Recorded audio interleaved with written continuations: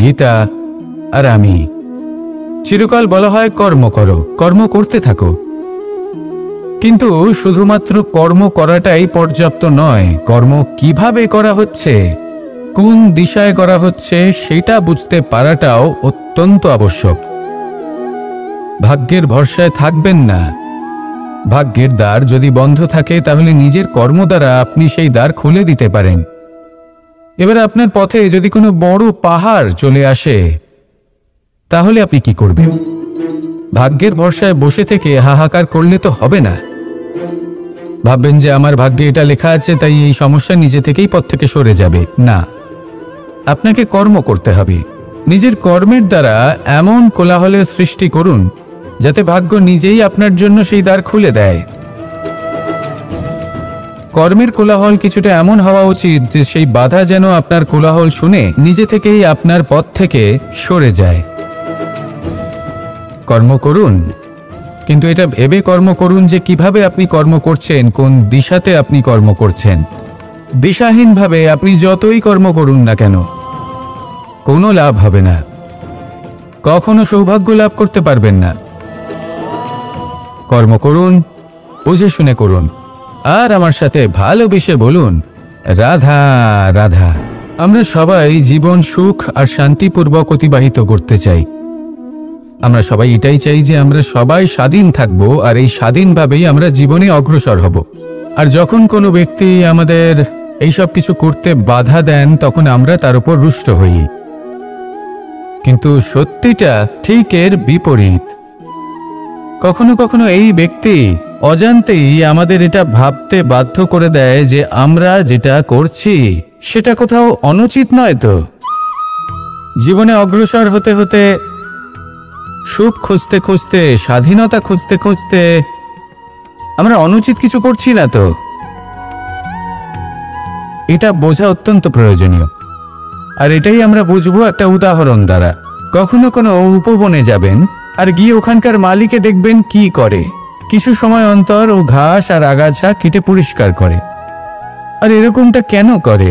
সে নিজেই তা রোপণ করে, নিজেই পরিশ্রম করে, আর তারপর নিজের পরিশ্রমকে কেটে ফেলার কি অর্থ হতে পারে?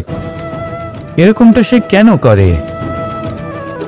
এরকম সে করে যাতে ঘাস এবং চারা সবাইকে নিয়ন্ত্রণে রাখতে পারে আর সেই উপবনকে সে সুন্দর এবং মনোগ্রাহী করে রাখতে পারে। এটাই হলো ওর উদ্দেশ্য। এবার ভাবুন যে সেই ব্যক্তি আপনার জীবনে সেই কাজটাই করছে।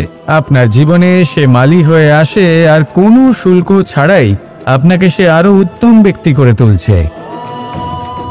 তাই মনে মনে ওনার প্রতি কৃতজ্ঞ থাকুন আর আমার সাথে ভালোবেসে বলুন রাধা রাধা। আমাদের জীবন হলো একটি যাত্রাপথ, একটি প্রতিযোগিতা। আর এই প্রতিযোগিতায় এগিয়ে থাকার জন্য, জয়লাভ করার জন্য আমরা সবাই কোনো না কোনো সাহায্য খুঁজি। কেউ ঈশ্বরের শরণে যান, কেউ গুরুর কাছে যান, কেউ মাতা পিতার কাছে যান, আবার কেউ যোগ্য বন্ধু নির্বাচন করে নেন। আর হ্যাঁ, এনারা সবাই আপনাকে জীবনে অগ্রসর হওয়ার পথে সাহায্য করতে পারেন। কিন্তু এমন একজন ব্যক্তি আছেন এই সংসারে যিনি এই সংসারে আপনাকে সবার আগে নিয়ে যেতে পারেন। আর সেই ব্যক্তি হলেন স্বয়ং আপনি, আর কেউ নয়। অর্থাৎ আপনি যদি চেষ্টা করেন, পরিশ্রম করেন, তাহলে আপনার বন্ধু, আপনার বান্ধব, আপনার পরিবার, আপনার গুরু আপনাকে সাহায্য করতে পারে, আপনাকে আরো অনেক বেশি প্রদান করতে পারে। কিন্তু যদি আপনার চেতনাই না থাকে তাহলে কেউ আপনাকে এগিয়ে নিয়ে যেতে পারবে না। যেমন ছোট্ট একটা বালক যে সবেমাত্র হাঁটতে শিখছে, প্রথমে সে হামাগুড়ি দিয়ে চলতে চেষ্টা করে। তার মাতা পিতা তাকে দেখে খুব আনন্দ পান, তাকে উৎসাহও দেন। সেই ছোট বালক দাঁড়াতে চেষ্টা করে, হাঁটতে চেষ্টা করে, আবার পড়ে যায়, আবার উঠে দাঁড়ায়, আবার চেষ্টা করে, আবার পড়ে যায়। আর ভবিষ্যতে গিয়ে সে হাঁটতেও শিখে যায়, আবার দৌড়তেও শিখে যায়। এই সংসারে আপনি যে কর্মই করতে চান না কেন, যে স্বপ্নই আপনি পূর্ণ করতে চান না কেন, সেটা আরম্ভ হবে আপনাকে দিয়ে, আপনার কর্ম দ্বারা। তাই কর্ম করতে শুরু করুন। বাইরে থেকে সাহায্য পেতেই পারেন, তা সদ্ব্যবহার করুন আর আমার সাথে ভালোবেসে বলুন রাধা রাধা। ক্রোধ হলো এই সংসারের সব থেকে ঘাতক আবেগ। এই আবেগ আগুনের সমান। যদি কোনো ব্যক্তির মনে জাগ্রত হয় তাহলে সামনের ব্যক্তিকে ভস্ম করার আগে সেই আগুন সেই ক্রুদ্ধ ব্যক্তিকেই ভস্ম করে দেয়। সেই জন্য এই ক্রোধকে নিজের থেকে দূরে রাখা অত্যন্ত আবশ্যক। কিন্তু তার অর্থ এটা নয় যে সেই রাগের কোনো মূল্য নেই। আগে হ্যাঁ, কখনো কখনো জীবনে এই ক্রোধের বহিঃপ্রকাশ অত্যন্ত প্রয়োজনীয়। যেমন একজন ব্যক্তি, তিনি অপরাধ করেই চলেছেন, আপনি তাকে সুযোগ দিচ্ছেন কিন্তু সে কথা শুনছেন। সে এই বিভ্রান্তি নিয়ে জীবন অতিবাহিত করছে যে সে যেটা করছে সেটাই হলো উচিত, আর এটাই ভেবে সে অধর্মের পথে অগ্রসর হচ্ছে। এমন একটা সময় ক্রোধের বহিঃপ্রকাশ অত্যন্ত প্রয়োজনীয়।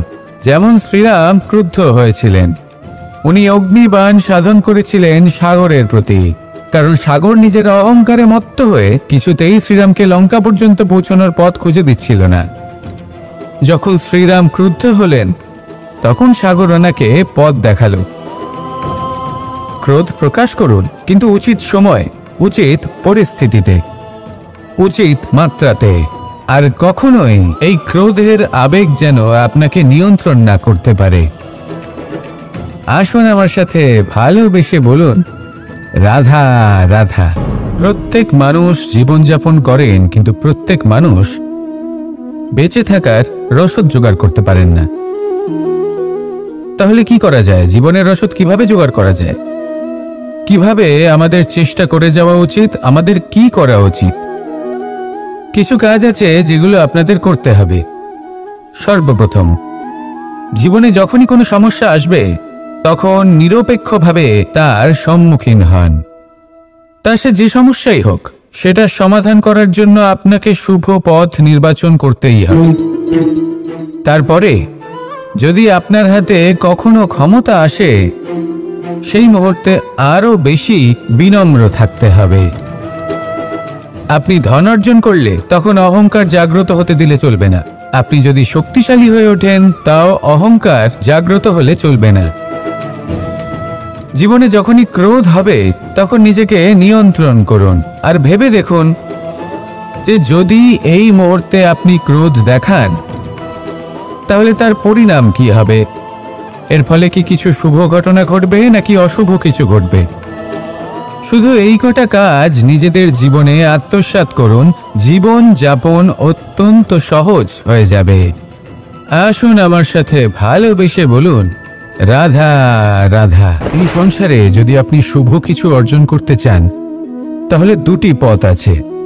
প্রথম হলো ধর্ম আর দ্বিতীয় হলো কর্ম। কিছু ব্যক্তি এমন কথাও বলেন যে আমরা তো ধর্মের পথেই অগ্রসর ছিলাম, আমরা তো লক্ষ্যপ্রাপ্ত করতে পারলাম না, বরং আমাদের নিন্দা হলো। এবার এরকমটা ঠিক কেন হয়? এরকম এই কারণে হয় কারণ দেখতে গেলে ধর্ম সবসময় আমাদের এমন পথ দেখায় যেটা আমাদের একটা শুভ লক্ষ্য প্রাপ্তিতে সাহায্য করে, কিন্তু সেই লক্ষ্যে আমাদের পৌঁছতে হবে নিজেদের কর্ম দ্বারা। যদি আপনি ধর্মের পথে অগ্রসর হয়ে থাকেন তাহলে আপনাকে কর্মও করতে হবে। যদি ধর্মের পথে চলেন কিন্তু কর্ম না করেন তাহলে লক্ষ্যপ্রাপ্তি হবে না। ঠিক সেইভাবেই যদি আপনি কর্ম করতে থাকেন কিন্তু ধর্মের পথে না চলেন তাও লক্ষ্যপ্রাপ্তি হবে না। মনে রাখবেন যে ধর্ম এবং কর্ম হলো একটি মুদ্রার দুই পিঠের সমান। এদের নিজের জীবনে আত্মসাৎ করুন এবং অগ্রসর হন। এই সংসারের প্রত্যেক লক্ষ্য আপনার হবে। আসুন আমার সাথে ভালোবেসে বলুন রাধা রাধা। আমরা সবাই জীবনে কামনা করি। কেউ ধন সম্পত্তির কামনা করি, কেউ ভালোবাসার, কেউ বন্ধুদের, কেউ নাম খ্যাতি আদি ইত্যাদি। এগুলো লাভ করার জন্য আমরা চেষ্টা করতে থাকি, পরিশ্রম করতে থাকি, কিছু সময় পরে অর্জনও করে ফেলি। কিন্তু সবকিছু অর্জন করার কিছু সময় পরে এরা রুষ্ট হয়ে যান, আমাদের থেকে দূরে চলে যান বা আমাদের থেকে কেড়ে নেওয়া হয়। এমনটা কেন হয়? এমনটা এই কারণে হয় কারণ মানুষের একটা দুর্বলতা আছে। কোনো কিছুই অর্জন করার পরে আস্তে আস্তে সে তার মূল্য, তার গুরুত্ব ভুলে যায়, তার জন্য চেষ্টা করা ছেড়ে দেয়। আর এটাই হলো সবথেকে বড় সমস্যা। ঠিক যেমন কোনো ব্যক্তি যিনি ধন অর্জন করতে চান তার জন্য কঠিন পরিশ্রম করেন, হয়তো ধন অর্জন করেও ফেলেন, তারপর আস্তে আস্তে ওই ধনের মূল্য ভুলে যান, উচিতভাবে তা প্রয়োগ করেন না, আস্তে আস্তে তার ধন তার সঙ্গ ত্যাগ করে দেয়, সমস্ত পরিশ্রম ব্যর্থ হয়ে যায়। সেই জন্য মনে রাখবেন, এই সংসারে কিছু অর্জন করা অত্যন্ত কঠিন ব্যাপার, কিন্তু তার থেকেও বেশি কঠিন হলো সেটা নিজের সাথে ধরে রাখা। তাই জীবনে যখনই আপনি কিছু অর্জন করবেন তার গুরুত্বটা বুঝুন, আর তারপরে সময়ে সময়ে তার মূল্য নিজেকে স্মরণ করাতে থাকুন। কৃতজ্ঞ থাকুন যে আপনার পরিশ্রম আপনাকে এই ফল দান করেছে, আর চিরকাল পরিশ্রম করুন, তবেই আপনি যেটা লাভ করেছেন সেটা আপনার কাছে থেকে যাবে। আসুন আর আমার সাথে ভালোবেসে বলুন, রাধা রাধা। এই সংসারে আপনার সবথেকে বড় বন্ধু কে? কেউ বলবেন ছোটবেলার বন্ধুরা, কেউ বলবেন মাতা পিতা, কেউ বলবেন ঈশ্বর। এবারে বলুন যে এই সংসারে আপনার সবথেকে বড় শত্রু কে? কেউ বলবে আপনার বিরোধী, সেই ব্যক্তি যে আপনাকে হিংসে করে, বা আপনার নিজের অহংকার, আপনার কুকর্ম। আমি বলবো যে এই সংসারে আপনার সবথেকে বড় বন্ধু হলো আপনার নিজের মন। এই চঞ্চল মনকে যদি আপনি নিয়ন্ত্রণ করতে শিখতে পারেন, তাহলে এর থেকে বড় বন্ধু এই সংসারে আপনি কোথাও পাবেন না। সেখানেই যদি এই মন আপনাকে বশ করে ফেলে, তাহলে সংসারে এর থেকে বড় শত্রু আপনি কোথাও পাবেন না। সেই জন্য এই সংসারকে নিয়ন্ত্রণ করার চেষ্টা ত্যাগ করুন। প্রথমে এই মনকে নিয়ন্ত্রণ করতে শিখে যান, তাহলে এই জীবন নিজে থেকেই সাফল্যের পথে অগ্রসর হবে। আর তখন এই মন প্রসন্ন হয়ে বলবে, রাধা রাধা। গঙ্গা ভারতের সবথেকে শক্তিশালী নদী, এমন একটি নদী যে নিজেই হলো একটি ইতিহাস। কিন্তু কখনো ভেবেছেন যে এই গঙ্গা নদীর প্রবাহ যখন গঙ্গোত্রী থেকে শুরু হয়, তখন তার উৎপত্তি কিভাবে হয়? হিমবাহ যখন গলে যায়, তখন একটি ফোঁটার জন্ম হয়, সেই ফোঁটাগুলোর সাথে আরো কিছু ফোঁটা যুক্ত হয়, তারপরে একটি ছোট ধারা উৎপন্ন হয়, সেটা বইতে থাকে। এর পরবর্তীতে আরো অনেক ধারা আরো অনেক ফোঁটার সাথে যুক্ত হয়ে যায়, আর অবশেষে একটা মহান বিশাল ধারা জন্ম নেয়, যাকে আমরা মহানদী গঙ্গা বলি। সেই জন্য এই কথা বলা হয়েছে যে একটি পাথর দিয়ে প্রাচীর বানানো যায় না। মহানদী গঙ্গা আসলে কি, যদি ভালোভাবে ভেবে দেখেন, তবে এ হলো অগুন্তি জলের ফোঁটার মিশ্রণ, যেটা আরম্ভ হয় একটি ফোঁটা দ্বারা। একটি ফোঁটা যা এদের সকলকে নিজের অন্তরে সমাহিত করে নেয় এবং এমন একটি যাত্রা শুরু করে যা পরবর্তীতে মহানদী গঙ্গার রূপ ধারণ করে। এর থেকে আমরা কি শিক্ষা পাই? এটাই যে জীবনে শুধুমাত্র পরিশ্রম এবং সমস্যার সম্মুখীন হওয়াটাই পর্যাপ্ত নয়, সেটা তো সকলকেই করতে হয়। প্রয়োজন হলো সারল্য। সারল্য দ্বারা সবাইকে নিজের অন্তরে সমাহিত করে নিতে হবে, তাদের সাথে চলতে হবে, অনেককে এক করে তুলতে হবে। এই প্রবৃত্তি যদি আপনি নিজের অন্তরে জাগ্রত করেন, তাহলে আপনিও গঙ্গার মতো মহান হয়ে উঠবেন। আসুন আমার সাথে ভালোবেসে বলুন, রাধা রাধা। এই সংসারের দুটি সবথেকে শক্তিশালী শব্দ হলো নীরবতা এবং প্রসন্নতা। এই দুটি সবথেকে বেশি কঠিনও। এবার আপনি বলবেন, এতে কঠিনের কি আছে? না, ক্ষেত্র বিশেষে নিজে নীরব থাকা হলো অত্যন্ত কঠিন, আর তার থেকেও বেশি কঠিন হলো বিকট পরিস্থিতিতে নিজেকে প্রসন্ন রাখা। কিন্তু যদি আপনি এটা শিখে যান, তাহলে এই নীরবতাই আপনাকে জীবনে অনেক বড় বড় সমস্যার হাত থেকে বাঁচাবে।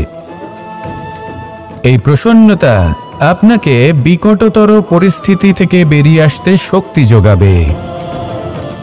তাই এই গুণ আত্মসাৎ করুন আর আমার সাথে ভালোবেসে বলুন, রাধা রাধা। মানুষ নিজের জীবনে সবকিছু লাভ করতে পারেন, সম্পত্তি, সাফল্য, সুখ, স্বাচ্ছন্দ্য, কিন্তু তারপরেও তার মনে একটি ভয় থেকে যায় যে কখনো যেন এমন কিছু না হয় যেটা ওকে এসে ভেঙে দেবে, তার অন্তর্মনকে ভেঙে দেবে, তার আত্মাকে ভেঙে দেবে। কিন্তু সত্যি কথা বলতে, কিছু ভাঙলেও তাতে ভয় পাওয়ার কোনো প্রয়োজন নেই। ভাঙার পরেই কিন্তু নতুন নির্মাণ হয়। আর প্রত্যেক এটাই তো প্রকৃতি আমাদের শেখায়। তার সমাধান এই দেখুন না, যখন এই মেঘ বিভাজিত হয়, যখনই সমস্যার সমাধান ভেঙে পড়ে, তবেই তো বর্ষা আসে। আর বর্ষার পরেই এই মাটির সিঞ্চন হয়। আমাদের মনে হয় যে একটি বীজ সেটা ভাঙার পরে তবেই সেখান থেকে সে অঙ্কুরিত হয়। তাই ভেঙে পড়ার কথা শুনে ভেঙে পড়বেন না। তারপর যে সব নির্মাণ হতে চলেছে তার উপর মনোনিবেশ করুন। আর হ্যাঁ, যদি সংসারে এমন কিছু থাকে যা ভাঙবেন না, তাহলে সেটা হলো বিশ্বাস। জীবনে কখনো কারোর বিশ্বাস ভঙ্গ করবেন না। যখন ব্যক্তির বিশ্বাস ভঙ্গ হয়, তখন তার আত্মা আহত হয়। সাবধান থাকাই উচিত। আসুন আমার সাথে ভালোবেসে বলুন, রাধা রাধা। চক্রে একটা ছেদ উৎপন্ন হয়। এই ফুল কি সুন্দর হয়, তাই না? এমন এক বাণ সেই ছেদ বিন্দু হয়ে মন মোহিত করে দেবার মতো রং, তাই সুগন্ধ, সমস্যার সমাধান আর এতটাই কোমল হয় যে খুব সহজেই আপনি একে পিষে দিতে পারেন। পালন করুন, কিন্তু এই ফুল আপনাকে কিছুই বলবে না, প্রতিবাদও করবে না, আপনাকে আঘাতও করবে না, আপনি কোনো চিৎকার শুনতে পাবেন না। শুধু যাওয়ার সময় কর্ম আপনার হাতে ধর্ম মধুর একটা সুবাস রেখে যাবে। এই তিনটি একে অপরের সাথে জড়িত, কিন্তু এই কাজটা আপনি কাঁটার সাথে করতে পারবেন না। কাঁটা আপনাকে অত্যন্ত যন্ত্রণা দেবে, সেটা আপনিও জানেন। বিরুদ্ধেই যেতে হয়। এবার এই ফুল আর কাঁটার মধ্যে যে পার্থক্য, সেটাই হলো পার্থক্য সজ্জন এবং দুর্জনদের মধ্যে। কোন ব্যক্তি কখনো কখনো আমাদের জীবনে এমন কিছু ব্যক্তি আসেন যারা অত্যন্ত কোমল, তাদের আমরা দমন করে বসি। আর বেশিরভাগ সময় তারাই আমাদের সব থেকে বড় শুভাকাঙ্ক্ষী, সব থেকে বেশি সম্মান করি। তারা চাইলে বিরোধিতা করতেই পারেন, চাইলে আমাদের উপর প্রহার করতেই পারেন, কিন্তু তা করেন না। আর এই কথাটা আমরা তখন বুঝতে পারি যখন বাস্তবে আমাদের সামনে কোনো শত্রু, কোনো দুর্জন ব্যক্তি, যদি কোনো কাঁটা বাধা হয়ে দাঁড়ায়, ভাবনা শুভ হয়। তাই জীবনে কোনো ব্যক্তি যদি নীরব থাকে, কোমল হয়, তাকে দমন করবেন না। হতে পারে সেই ব্যক্তি আপনার জীবনের সব থেকে বড় পুঁজি হয়ে ওঠেন। তাহলেও আপনার আসুন আমার সাথে ভালোবেসে বলুন, রাধা রাধা। মানুষ সংঘর্ষ করেন জীবনের সামনে এগোনোর জন্য, সাফল্য লাভ করার জন্য, মহান কর্ম করার জন্য। কখনো সে জীবনে একা হয়ে যায়, আবার কখনো তার জীবনে অনেক সংখ্যক লোক চলে আসেন, তাদের সাথে ভিন্ন ভিন্ন ধরনের সম্পর্ক গড়ে ওঠে। কিন্তু তখনই সাবধান থাকা প্রয়োজনীয়, কারণ সব সম্পর্ক সত্য হয় না। আপনি নিজেই দেখুন, যেমন দেখবেন যখন সাফল্য আসে তখন জীবনে অনেকগুলো সম্পর্কও আসে, নতুন নতুন সম্পর্ক গড়ে ওঠে। কিন্তু যখন ব্যর্থতা আসে তখন খুব কম সম্পর্ক গড়ে ওঠে। আর বেশিরভাগ সময় এই ব্যর্থতার সময় গড়ে ওঠে সম্পর্ক আজীবন আপনার সাথে থেকে যায়। আর সাফল্য হোক বা অসফলতা, তার কোনো প্রভাব সেই সব সম্পর্কে পড়ে না। আর এই সমস্ত সেখানে সাফল্যের পরে যে সম্পর্ক গড়ে ওঠে, বেশিরভাগ সময় এমনও দেখা যায় যে তার মধ্যে বেশিরভাগ মানুষ আপনাকে নিজের কাজে লাগাবেন, আপনাকে ব্যবহার করবেন, সময় এলে পরে আপনাকে ঠকাতেও পারেন। এর অর্থ এটা নয় যে আপনি জীবনে নতুন সম্পর্ক বানাবেন না, অবশ্যই বানাবেন, কিন্তু ব্যক্তি এবং সম্পর্কের পরখ করা আবশ্যক। আর সময় সময় সেটা করা আবশ্যক। নিজের স্বভাব শীতল রাখুন। যে কটি সম্পর্ক আপনার জীবনে আছে, যারা আপনার সাথে জড়িয়ে সর্বদা ভালো মানুষ সারা জীবন যারা আপনার সাথেই থাকবেন, তাদের যত্ন নিন আর তাদের সাথেই অগ্রসর হন। আর আমার সাথে ভালোবেসে বলুন, রাধা রাধা।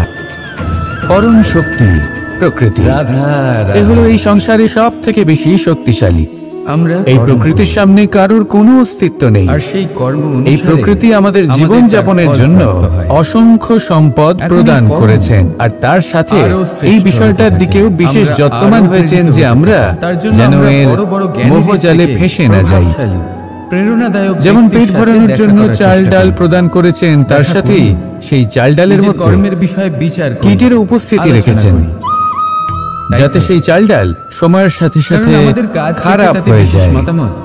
উচিত সময় যদি গ্রহণ না করেন তাহলে সমস্ত সবজি নষ্ট হয়ে যাবে। যেমন আমাদের এই মনুষ্য শরীর, তা সে যতই সুন্দর হোক না কেন, মৃত্যুর পরে সবথেকে গুরুত্বপূর্ণ এই শরীরে পচন ধরে, যাতে এই শরীর থেকে দুর্গন্ধ বেরোয়।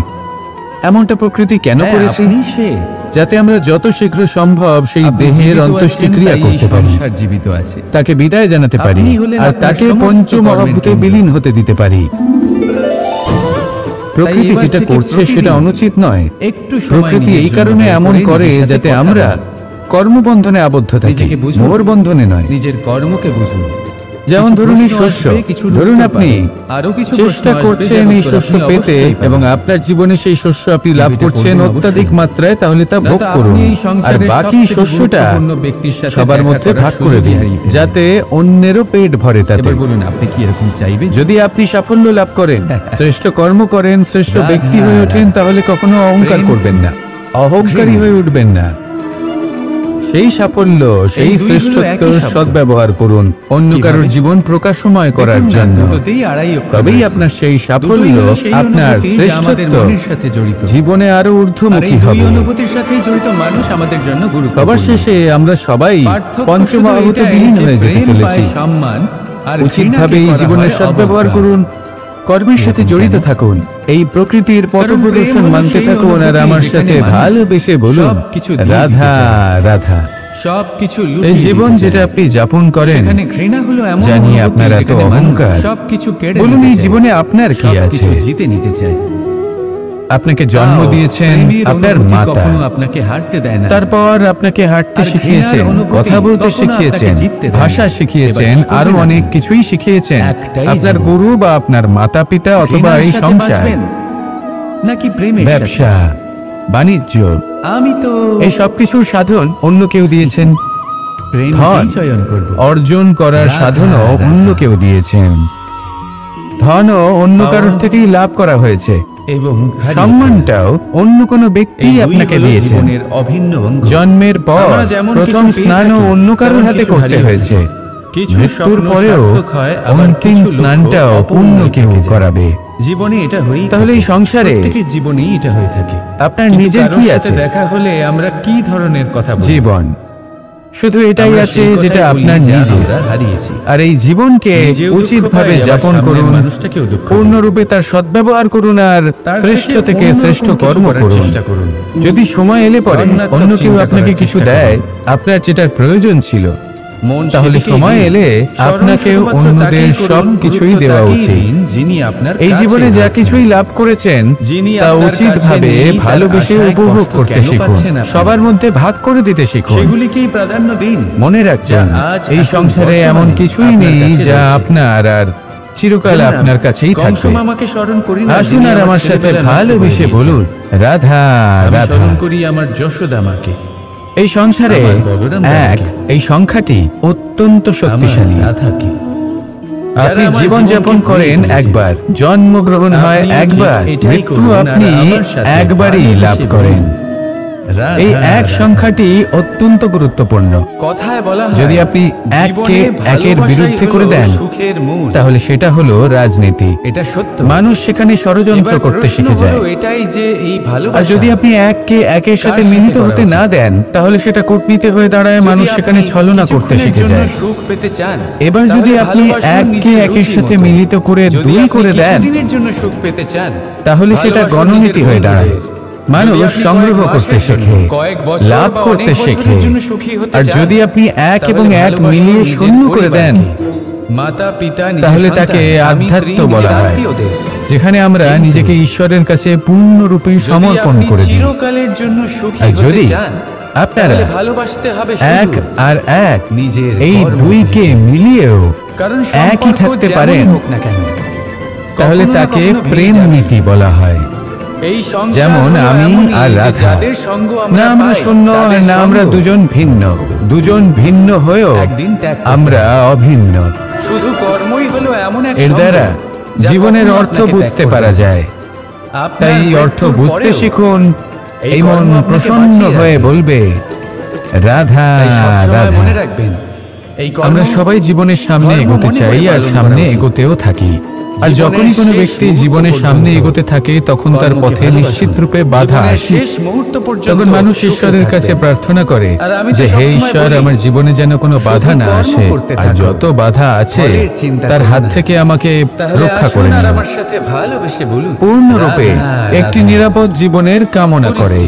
কিন্তু সত্যি কথা বলতে কখনো এটা ভালো থাকে, এই বাধাগুলো কিন্তু কিছু আবার কখনো মাত্রায় বন্ধ হয়ে আমাদের যায়। কাছে আবশ্যক। কখনো যদি এই বাধা না থাকে তাহলে আমরা সামনে এগোতে পারবো না। একটা উদাহরণ দিই, যখন আমরা হাঁটি চলতে হয়, তখন এই মাটির একটা কোনো আকর্ষণ বিকল্প বল থাকে থাকে যেটা আমাদের যখন এই নিচের দিকে পরিস্থিতি আকৃষ্ট খারাপ করতে হয়ে যায়, থাকে। তখন কি করা উচিত সেই কারণে এই প্রশ্ন সামনে মনে পথ জেগে চলা ওঠে। কঠিন হয়ে যায়। পরিস্থিতি কিন্তু এই যখন আকর্ষণ প্রতিকূল হয়, বলের তখন কারণেই কিছু হারালে আমরা সামনে তা অগ্রসর হারিয়ে হতে পারি, কারণ এই আকর্ষণ বল কিন্তু যা বাকি আমাদের আছে, ধরে সেটা রেখে আমরা দেয়। আগলে রাখতে তার পারি। জন্যই আমরা মাটির ওপর টিকে পরিস্থিতিকে থাকতে পারি। সামলে রাখার চেষ্টা আমরা যদি অবশ্যই আকর্ষণ করতে বল পারি। না থাকে শুধু তাহলে আমরা সেটুকুই ভারসাম্য আমাদের হারিয়ে হাতে ফেলবো, আর ভারসাম্য হারালে কিন্তু এর থেকেও বড় এগিয়ে সমস্যা চলা অসম্ভব হয়ে যাবে। অহংকার। সেই জন্য কখনো কখন জীবনে প্রবেশ করে আমরা জানতেও পারি না। পূর্ণরূপে এই অহংকার নিরাপদ আপনাকে জীবনের বুঝতেও কামনা দেবে না করবেন যে না। আপনি সত্যিই কিছু এই যে বাধাগুলো হারিয়েছেন। আসে তা কোনো না কোনো কারণে আপনার আসে। কিছুই যাবে আসবে না। এটা কেন আসছে দেখতে গেলে সেটা বুঝুন। আকাশের সূর্য এদের স্বাগত নিজের জানান। প্রকাশ হারিয়ে এর ফেলে থেকে যে যখন শিক্ষা লাভ অন্ধকার করবেন ঘনিয়ে সেটাই আসে। আপনাকে এগিয়ে নিয়ে যাবে। আসুন আর আমার সাথে ভালোবেসে বলুন ওনার সামনে রাধা তো কিছুই নেই। রাধা। এই অহংকার আমাদের দমন করতেই হবে।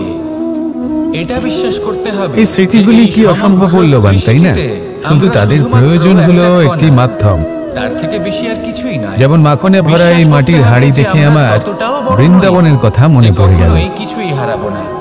দেখতে এবার গেলে যেদিনই দ্বারকাধীশ জ্ঞান যখন আপনি চাইবেন আত্মস্থ করে যেখানে নিজের চাইবেন আচরণ পাল্টাবেন, সর্বোত্তম মনে রাখবেন, প্রজাতির মাখন খেতে পারেন। সেই দিনই অহংকারকে দমন করতে কিন্তু সেই আপনি মাখনে পথে অগ্রসর হয়ে পড়েছেন। বৃন্দাবনের মাখনের মতো এই সেই অহংকারকে আনন্দ, দমন সেই করুন। প্রেম কোথায় আছে? আর আমার সাথে ভালো বৃন্দাবনে রাধা গোপীদের হাড়ি ভেঙে মাখন খাওয়া, বাড়িতে লুকিয়ে তালা চড়িয়ে অনেক ঢোকা, পুরনো পরিশ্রম একটা করা, আবিষ্কার। চুরি করে হাড়ি যবে থেকে এই ভেঙে সংসারে মাখন বহুমূল্য খাওয়া, বস্তু তার নির্মিত মধ্যে যে হয়েছে, আনন্দ তবে ছিল থেকেই এই তালা নির্মাণ হয়েছে। সেটা কোনো তবে থেকে এর পাত্রে ব্যবহার রাখা করা মাখনে হয়েছে, কি পাওয়া যাতে যায়? উচিত সময় এলে পরে আমরা আমাদের বহুমূল্য জিনিসগুলো সুরক্ষিত রাখতে পারি এবং সময় মায়ের এলে পরে বকা বের খাওয়া, করে সেগুলি ব্যবহার মায়ের করতে পারি। প্রেম অনুভব করা, এবার একটা ওনার হাত থেকে গুরুত্বপূর্ণ মাখন তথ্য খাওয়া, আছে যেটা যমুনার জানা তটে অত্যন্ত বসে গোপীদের সাথে হাসি ঠাট্টা এবং করা, সেটা হলো রাধাকে যে উত্ত্যক্ত একটা করা। তালা নির্মাণের বৃন্দাবনের পূর্বে স্মৃতিগুলি তা খোলার যন্ত্র অর্থাৎ হলো অমূল্য। তার চাবিটি যখনই নির্মাণ সেগুলো করা স্মরণ হয়। করি তখন এই এবং মন এটাই প্রফুল্ল জীবনের হয়ে খুব ওঠে। বড় একটা শিক্ষা প্রদান করে যায়। কিন্তু আপাতত আমি এই মাখনটাকেই তৃপ্তি লাভ আমাদের করব। জীবনে যখনই আপনিও কোনো আপনার সমস্যা জীবনে আসে, সেই অমূল্য তখন অদ্ভুত ভয়ভীত মুহূর্তগুলোকে হওয়ার কোনো স্মরণ দরকার করুন নেই। এবং আনন্দিত কারণ এই থাকুন আমার প্রকৃতি, সাথে এই ভালোবেসে ঈশ্বর, এই বলুন সমস্যার রাধা সমাধান, এই রাধা। চাবি মহাভারত, আগে থেকেই নির্মাণ করে গীতা রেখে দিয়েছেন। আর আমি শুধু দরকার হলো চিরকাল বলা সেই হয় সমস্যার কর্ম করো, ঊর্ধ্বে উঠে কর্ম করতে সেই থাকো। সমাধান খুঁজে বের করা। কিন্তু শুধুমাত্র কর্ম করাটাই অনেক সময় পর্যাপ্ত সমস্যা নয়, দেখে কর্ম ভীত হয়ে কিভাবে পড়েন, করা চিন্তিত হচ্ছে, হয়ে পড়েন, নিজের কোন বিবেক দিশায় হারিয়ে করা ফেলেন। হচ্ছে আপনার সেটা শুধু এই বুঝতে মনকে পারাটাও শান্ত করা অত্যন্ত প্রয়োজন। আবশ্যক।